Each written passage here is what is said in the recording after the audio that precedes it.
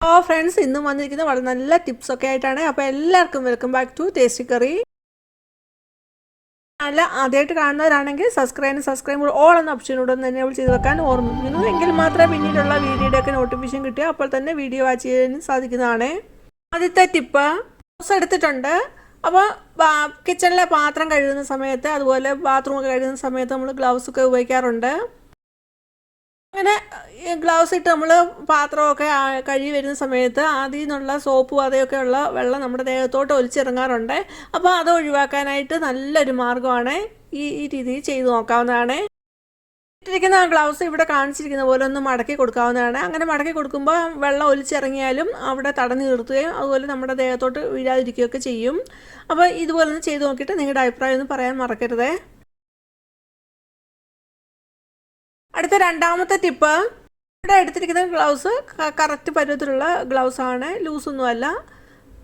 ഈ ഗ്ലൗസ് ലൂസാണെങ്കിൽ അതിന് പറ്റി നല്ലൊരു ടിപ്പാണ്. അപ്പോൾ ഞാൻ അതിന് വേണ്ടിയിട്ട് ഒരു റബ്ബർ ബാൻഡ് എടുത്തിട്ടുണ്ട്. അത് കയ്യിലോട്ട് ഇട്ട് കൊടുത്തിട്ട് ഇവിടെ കാണിക്കുന്ന പോലെ തന്നെ ഒന്ന് തിരിച്ചെടുത്തിട്ട് ആ റബ്ബർ ബാൻഡ് കൈയുടെ ഏതെങ്കിലും ഒരു വിരലിലോട്ടൊന്ന് ഇട്ട് കൊടുത്താൽ മതി. അപ്പോൾ അവിടെ നല്ല ഫിറ്റായിട്ട് തന്നെ ആ ഗ്ലൗസ് അവിടെ ഇരുന്നോളും, ഊരി പോകത്തില്ല. അപ്പോൾ നമുക്ക് പണികളൊക്കെ നന്നായിട്ട് ചെയ്യാനും പറ്റും. അല്ലെങ്കിൽ ലൂസാണെങ്കിൽ നമുക്കത് ഊരി പോകുമെന്നുള്ള ഇതിൽ നമ്മൾ റബ്ബർ ബാൻഡ് ഇട്ട് കൊടുക്കുന്നതുകൊണ്ട് നമുക്ക് പണികൾ നന്നായിട്ട് ചെയ്യാനും പറ്റും. അപ്പോൾ ലൂസായെന്നുള്ള ഒരു ടെൻഷൻ, ഊരി പോകുന്നുള്ള ഇതൊന്നും വേണ്ട, അവിടെ ഫിറ്റായിട്ടിരുന്നോളും. ഈ രീതിയിലൊന്ന് ചെയ്ത് നോക്ക്. ഗ്ലൗസ് ഇല്ല, അപ്പോൾ നമുക്ക് കവർ ഇട്ടിട്ട് കയ്യിലോട്ടിട്ട് നമ്മൾ കഴുകാനൊക്കെ ഉപയോഗിക്കാറുണ്ട്. അപ്പോൾ ആ സമയത്ത് കവർ കയ്യിലോട്ടിട്ടിട്ട് ഒരു റബ്ബർ ബാൻഡ് ഇട്ട് ഇതുപോലെ കൊടുക്കാവുന്നതാണ്. റബ്ബർ ബാൻഡിന് പകരം നമുക്ക് വളയുണ്ടെങ്കിൽ ആ വളയിലോട്ടൊന്ന് ഉടക്കി കൊടുക്കുകയും ആ കവറൊന്ന് ഉടക്കി കൊടുത്താൽ അവിടെ ഇരിക്കും, ഊരിപ്പോകത്തില്ല. ആ രീതിയിൽ നമുക്ക് ചെയ്യാവുന്നതാണ്.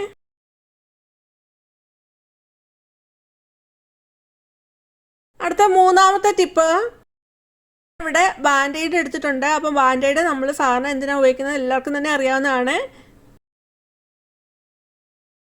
എടുത്തിരിക്കുന്ന ബാൻഡേഡിൻ്റെ രണ്ടറ്റവും ഞാനിവിടെ സിസേഴ്സ് കൊണ്ടൊന്ന് മുറിക്കുന്നുണ്ട്. ഇവിടെ കാണിക്കുന്ന പോലെ തന്നെ ഒന്ന് മുറിച്ച് വെക്കാവുന്നതാണ്.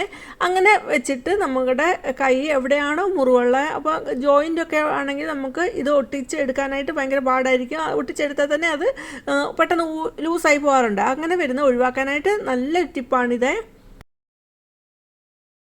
അങ്ങനെ ബാൻഡേഡിൻ്റെ രണ്ടറ്റവും സിസേഴ്സ് കൊണ്ട് വെട്ടിയിട്ടുണ്ട്. അത് കഴിഞ്ഞിട്ട് അതിൻ്റെ സ്റ്റിക്കറൊക്കെ ഇളക്കിയിട്ട് നമ്മുടെ മുറിവ് എവിടെയാണോ അവിടോട്ട് ഇത് ആ മരുന്നിൻ്റെ പാർട്ട് വെച്ച് കൊടുത്തിട്ട് ആ വെട്ടിയ പാർട്ട് ഓപ്പോസിറ്റ് ഓരോ അറ്റം എടുത്തിട്ട് അതിൻ്റെ ഓരോ അറ്റവും നമ്മൾ ക്രോസ് ആയിട്ട് ഇവിടെ കാണിക്കുന്ന പോലെ ഒട്ടിച്ചു കൊടുക്കുക. ഒരു സൈഡ് ഒട്ടിച്ചു, അത് കഴിഞ്ഞിട്ട് മറ്റേ സൈഡ് ഇതേപോലെ ക്രോസ് ആയിട്ട് ഒട്ടിച്ചു കൊടുക്കുക. അങ്ങനെ വരുമ്പോൾ അവിടെ നല്ല ഫിറ്റായിട്ട് തന്നെ ഇരുന്നോളും. പിന്നെ അത് ലൂസായി ഊരി പോകത്തില്ല. അല്ലാതെ വെറുതെ നമ്മൾ കവർ ചെയ്ത് ഒട്ടിക്കുന്ന സമയത്ത് അത് നമ്മളൊന്ന് മടക്കുന്ന സമയത്ത് തന്നെ ആ ജോയിൻ്റ് എവിടെയൊക്കെ ആണെങ്കിലും അത് മടക്കുന്ന സമയത്ത് തന്നെ ഊരി പോകാറുണ്ട്. ഇങ്ങനെ ആകുമ്പോൾ അത് ഒട്ടുമേ ഊരി പോകത്തില്ല. അടുത്ത നാലാമത്തെ ടിപ്പ്, അങ്ങനെയുള്ള ബോട്ടിലൊക്കെ നമുക്ക് മാർക്ക് ചെയ്തിട്ട് അത് മുറിക്കണമെന്നുണ്ടെങ്കിൽ മാർക്ക് ചെയ്യാൻ പറ്റിയ നല്ലൊരു ടിപ്പാണ്. അപ്പോൾ നമുക്ക് എത്ര ഹൈറ്റിൽ ആണ് എത്ര ലെന്തിലാണ് ആ ബോട്ടിൽ മുറിച്ച് എടുക്കേണ്ടത്, അപ്പോൾ അതിനനുസരിച്ച് നമ്മൾ മാർക്ക് ചെയ്ത് കൊടുക്കുമല്ലോ. അപ്പോൾ അത് തെറ്റിപ്പോകാതെ നല്ല എല്ലാം ഒരേ ലൈനിൽ തന്നെ കിട്ടാനായിട്ട് നമുക്ക് ഞാൻ ഇവിടെ കാണിക്കുന്ന പോലെ പാത്രം എത്ര ഹൈറ്റിൽ വേണം, എത്ര ലെന്തിൽ വേണം, അപ്പോൾ അതനുസരിച്ചുള്ള പാത്രം എടുക്കുക. ഇവിടെ പാത്രമാണെങ്കിൽ അല്ലെങ്കിൽ ഇതുപോലുള്ള ബോക്സൊക്കെ ഉണ്ട്, അത് വെച്ചിട്ട് ഇവിടെ കാണിക്കുന്ന പോലെ വെച്ച് കൊടുക്കുക. കുപ്പി ഒരു സൈഡിൽ, അതുപോലെ നമ്മുടെ ആ ഒരു ബോക്സോ അല്ല ഞാൻ ഇവിടെ പാത്രമാണ് എടുത്തിരിക്കുന്നത്, അത് ഇത് വെച്ചിട്ട് അതിൻ്റെ മുകളിൽ ആ മാർക്കർ വെക്കുക. അത് കഴിഞ്ഞിട്ട് നമ്മുടെ ആ ബോട്ടിൽ ഒന്ന് തിരിച്ച് ആ ബോട്ടിലേൽ മാർക്കറിൻ്റെ പോയിൻ്റ് മുട്ടിയിരിക്കണം. അത് കഴിഞ്ഞിട്ട് ആ കുപ്പി ഒന്ന് തിരിച്ചുകൊണ്ട് ഇവിടെ കാണിക്കുന്ന പോലെ തിരിച്ചുകൊണ്ട് ഒന്ന് ഇരുന്നാൽ മതി. അപ്പോൾ അവിടെ ആ കുപ്പിയിൽ മാർക്ക് വീഴും. അങ്ങനെ ആ കറക്റ്റ് അളവിൽ നമുക്കത് മുറിച്ചെടുക്കാൻ പറ്റും. അതേപോലെ വേറെ ഹൈറ്റുള്ള പ്ലാസ്റ്റിക് കണ്ടെയ്നർ എടുത്തിട്ടുണ്ട്. അതിൻ്റെ പുറത്തോട്ട് മാർക്കർ വെച്ചിട്ട് ഈ ബോട്ടിലിൽ മാർക്ക് ചെയ്തിട്ടുണ്ട്. അപ്പോൾ ആ ബോട്ടിലൊന്ന് തിരിച്ചുകൊണ്ടിരുന്നാൽ മതി. ആ മാർക്കറിൽ നിന്നുള്ള ആ വര അവിടെ നല്ല കറക്റ്റായിട്ട് തന്നെ വീഴും. പിന്നെ മാർക്ക് ചെയ്ത് കഴിഞ്ഞിട്ട് നമുക്ക് സിസേഴ്സ് കൊണ്ട് അല്ലെങ്കിൽ പിച്ചാത്തി ചൂടാക്കിയിട്ട് നമുക്ക് അവിടെ ഒന്ന് വെട്ടിയെടുക്കാനായിട്ട് വളരെ ഈസി ആയിരിക്കും. അഞ്ചാമത്തെ ടിപ്പ്, പാത്രത്തിലോട്ട് കുറച്ച് വാസന എടുക്കുന്നുണ്ട്, അതേപോലെ കുറച്ച് ബേക്കിംഗ് സോഡയാണ് എടുക്കുന്നത്, അത് അതിലോട്ട് ഇട്ട് കൊടുക്കുന്നു. എന്നിട്ട് രണ്ടും കൂടെ നന്നായിട്ട് മിക്സാക്കി എടുക്കുന്നുണ്ട്. സോഡയും വാസനയോടെ ഇതുപോലെ മിക്സാക്കി എടുത്തിട്ട് ഈ രീതിയിലാണ് കിട്ടുന്നത്. എന്നിട്ട് നമുക്ക് കയ്യിലും കാലിലും ഒക്കെ പറ്റി കൊടുക്കാവുന്നതാണ്. അങ്ങനെ പറ്റി കൊടുക്കുമ്പോൾ വാസനയും നല്ല മോയ്സ്ചറായിട്ടും ബേക്കിംഗ് സോഡ അവിടെ എക്സ്പോളിയേറ്റാണ്, ആ സ്കിന്നിലെ ഡെഡ് സ്കിന്നൊക്കെ മാറ്റി നല്ല സോഫ്റ്റായിട്ട് കിട്ടുന്നതിന് സഹായിക്കും. അപ്പോൾ ഞാൻ കയ്യിൽ ഇത് പെട്ടി കൊടുക്കുന്നുണ്ട്. അത് കഴിഞ്ഞിട്ട് ഒരു ഗ്ലൗസ് ഇട്ടിട്ട് ഒരു 10 മിനിറ്റ് വെച്ച് കഴിഞ്ഞിട്ട് ചൂടുവെള്ളത്തിൽ നന്നായിട്ട് കൈ കഴുകുന്നുണ്ട്. അപ്പം ചെറിയ മൈൽഡായിട്ടുള്ള സോപ്പ് ഉപയോഗിച്ചാണ് കഴുകി കളയുന്നത്. മിക്ക ആൾക്കാർക്കും കാലിൽ ഹാർഡായിട്ടുള്ള സ്കിന്ന് വന്നിട്ട് പൊട്ടുന്നൊക്കെ ഉണ്ടാവും. അപ്പോൾ ആ ഹാർഡായിട്ടുള്ള സ്കിന്നൊക്കെ ഒന്ന് സോഫ്റ്റായിട്ട് കിട്ടുന്നതിന് ഈ രീതിയിൽ നമുക്ക് ഉപയോഗിക്കാവുന്നതാണ്. കാലിൽ പുരട്ടി കൊടുത്തിട്ട് ഒരു കവറിലിട്ട് കൊടുത്ത് ഒരു 10 മിനിറ്റ് അങ്ങനെ ഇരിക്കണം. അത് കഴിഞ്ഞിട്ട് ഇളം ചൂടുവെള്ളത്തിൽ മൈൽഡായിട്ടുള്ള സോപ്പോ അല്ലെങ്കിൽ ഷാമ്പൂ ഉപയോഗിച്ച് കാല് കഴുകിയെടുത്താൽ, അത് കഴുകിയെടുത്തിട്ട് നന്നായിട്ട് ഡ്രൈ ആക്കണം കാല്. അപ്പോൾ നല്ല സോഫ്റ്റായിട്ട് കാല് വിണ്ട് കീറാതെ ഇരിക്കും. നല്ലൊരു ടിപ്പാണ്.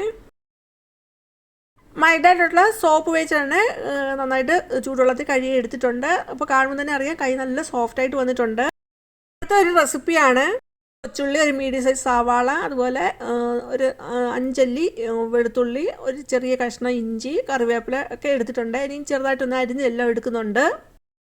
ഇരിക്കുന്നത് ഒരു 1/4 കിലോ ചെമ്മീനാണ്. അപ്പോൾ ആ ചെമ്മീൻ നന്നായിട്ട് ക്ലീനാക്കി വെയിനൊക്കെ കളഞ്ഞ് നന്നായിട്ട് എടുത്തതാണ്. അതിലോട്ട് പിന്നെ ശകലം മഞ്ഞൾപ്പൊടി, മുളക് പൊടി, അതേപോലെ ഗരം മസാല ഇട്ട് കൊടുക്കുന്നുണ്ട്. പിന്നെ ശകലം നാരങ്ങ ജ്യൂസ് കൂടെ പിഴിഞ്ഞൊഴിക്കുന്നുണ്ട്. ജ്യൂസിന് പകരം നമുക്ക് വിനാഗിരി ആണെങ്കിലും ഒഴിച്ചു കൊടുക്കാവുന്നതാണ്. പിന്നെ ശകലം കറിവേപ്പിലൂടെ ഇട്ട് നന്നായിട്ടൊന്ന് മിക്സാക്കി എടുത്ത് ഒരു അരമണിക്കൂറോളം ഒന്ന് മാറ്റി വെക്കുന്നുണ്ട്.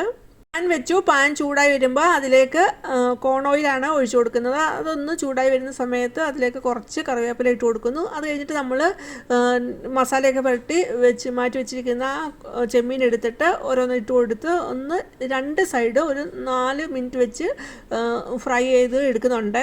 പെട്ടെന്ന് തന്നെ വേവുന്ന ഇതാണ്. അപ്പോൾ ഒത്തിരി നേരം ഇട്ടാൽ ഇത് റബ്ബർ പോലാവും. അപ്പോൾ ഓരോ സൈഡും 4 മിനിറ്റ് വെച്ചാണ് ഇത് വേവിച്ച് ഫ്രൈ ചെയ്തെടുക്കുന്നത്. എല്ലാം നന്നായിട്ട് ഫ്രൈ ചെയ്തിട്ടുണ്ട്. പിന്നീട് അതിലേക്ക് നേരത്തെ അരിഞ്ഞു വെച്ചിരിക്കുന്ന വെളുത്തുള്ളി ഇഞ്ചിയുടെ ഇട്ട് കൊടുത്ത് അതൊന്ന് വഴറ്റി എടുക്കുന്നുണ്ട്. പിന്നീട് അതിലേക്ക് കറിവേപ്പില, ചെറുതായിട്ട് അരിഞ്ഞു വെച്ചിരിക്കുന്ന കൊച്ചുള്ളിയും സവാളയുടെ ഇട്ട് കൊടുക്കുന്നുണ്ട്. എന്നിട്ട് നന്നായിട്ട് അത് വഴറ്റിയെടുക്കുക. അത് വഴണ്ടി കിട്ടാനായിട്ട് ശകലം ഉപ്പ് ഇട്ട് കൊടുക്കാവുന്നതാണ്. എന്നിട്ട് ഒന്ന് വേണേൽ മൂടി വെച്ച് കൊടുത്താലും പെട്ടെന്ന് അതൊന്ന് വഴണ്ട് വരുന്നതായിരിക്കും. അധികം സമയം എടുക്കാതെ തന്നെ വഴണ്ട് വരുന്നതായിരിക്കും. വഴണ്ട് വരുന്ന സമയത്ത് അതിലേക്ക് 1/4 ടീസ്പൂണ് മഞ്ഞൾപ്പൊടിയും 1 ടീസ്പൂണ് മുളക് പൊടി കാശ്മീരി മുളക് പൊടിയാണ് ഇട്ട് കൊടുക്കുന്നത്. അതുകൂടി ഇട്ട് കൊടുത്ത് നന്നായിട്ടൊന്ന് പച്ച മണം മാറുന്നവരെ ഒന്ന് വഴറ്റിയെടുക്കുന്നുണ്ട്. മുളക് പൊടിയുടെ ആ പച്ചമണം ഒന്ന് മാറി വരുന്ന സമയത്ത് ചെറുതായിട്ട് അരിഞ്ഞു വെച്ചിരിക്കുന്ന തക്കാളി ഇട്ട് കൊടുക്കുന്നുണ്ട്. ഒരു മീഡിയം സൈസ് തക്കാളിയാണ് എടുത്തിരിക്കുന്നത്, അതും ഇട്ട് കൊടുക്കുന്നുണ്ട്. തക്കാളി ഇട്ട് കൊടുത്ത് ഒന്ന് വാടി വരുന്ന സമയത്ത് അതിലേക്ക് പിന്നെ ചെറിയ ചൂടുവെള്ളമാണ്, ഒരു 3-4 ടേബിൾ സ്പൂൺ വരത്തക്ക രീതിയിലാണ് ചൂടുവെള്ളം ഒഴിച്ചു കൊടുത്തിരിക്കുന്നത്. അത് ഒഴിച്ചു കൊടുത്ത് ഒന്ന് അടച്ചു വെച്ച് ഒന്ന് തക്കാളി ഒന്ന് ഉടഞ്ഞ് വരുന്നിടം വരെ ഒന്ന് കുക്ക് ചെയ്തെടുക്കുന്നുണ്ട്. അങ്ങനെ തക്കാളി നന്നായിട്ട് വെന്ത് ഉടഞ്ഞ് വരുന്നിടം വരെ ഒന്ന് അടച്ചു വെച്ചൊന്ന് കുക്ക് ചെയ്തെടുത്തിട്ടുണ്ട്. അത് കഴിഞ്ഞിട്ട് ഉപ്പ് വേണമെങ്കിൽ ഉപ്പ് നോക്കിയിട്ട് ഉപ്പൊക്കെ ആഡ് ചെയ്ത് കൊടുക്കാവുന്നതാണ്. അത് കഴിഞ്ഞിട്ട് നമ്മൾ ഫ്രൈ ചെയ്ത് വെച്ചിരിക്കുന്ന ആ ചെമ്മീനോട് ഇട്ട് നന്നായിട്ടൊന്ന് ഇളക്കി എടുക്കുന്നുണ്ട്. അപ്പോൾ ചെമ്മീൻ ഇട്ട് കൊടുക്കുന്ന സമയത്ത് തന്നെ ഒരു 1/4 ടീസ്പൂണ് ഗരം മസാലയും അതുപോലെ ചെറുതായിട്ട് ക്രഷ് ചെയ്ത് വെച്ചിരിക്കുന്ന കുരുമുളക് ഇട്ട് കൊടുത്ത് ഒന്ന് നന്നായിട്ട് മിക്സാക്കി എടുക്കുന്നുണ്ട്.